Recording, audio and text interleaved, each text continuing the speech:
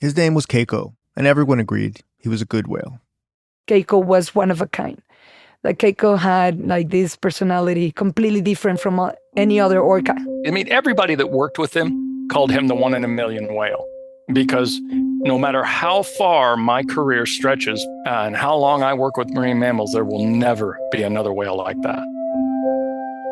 Keiko was good at performing, beloved by the crowds at the Mexican amusement park where he lived for more than a decade, most of his life since he was captured as a calf.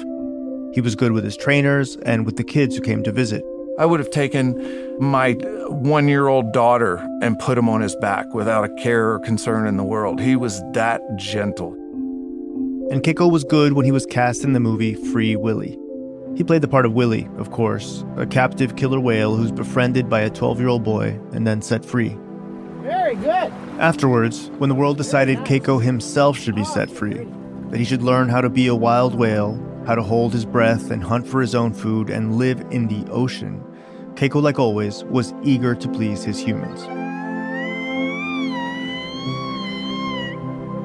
So everyone agreed he was good, but there were some things no one seemed to agree on. Like, can good whales be wild whales? It felt like bringing your pet dog out to the forest and then running away, and the dog being hungry and scared and wanted to go home. I was furious because I could see what we had done to him. We played God at that point.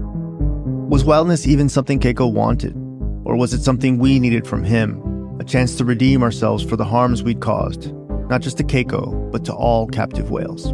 I always ask people that are the detractors, where would you have stopped it?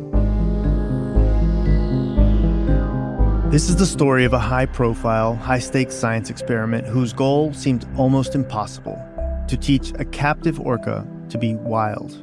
At the center of it all was Keiko, an orca with fears and limitations that no human could ever hope to interpret with any certainty. Not that they wouldn't try.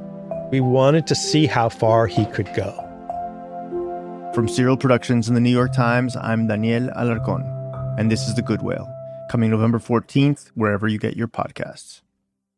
Search for The Good Whale on your podcast app, follow the show, and you'll be notified the minute new episodes come out.